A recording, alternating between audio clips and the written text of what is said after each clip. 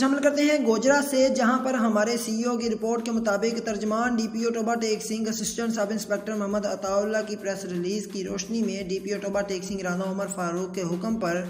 और डीएसपी गोजरा इफ्तिखार अहमद की सरबराही में एसएचओ थाना सिटी गोजरा इंस्पेक्टर जफर इकबाल और इमरान गफूर एएसआई माह मुलाजिमान पुलिस ने दौरान गश्त मखबर की इत्तला पर कार्रवाई करते हुए मुलजिम वहीद वल्द शाहू मसीह सकना क्रिश्चियन कॉलोनी गोजरा को उसके घर के करीब से शराब फरोख्त करते हुए गिरफ्तार कर लिया गया, जिससे शराब 50 लीटर के 2 कैन बरामद करके मुकदमा दर्ज कर लिया गया है।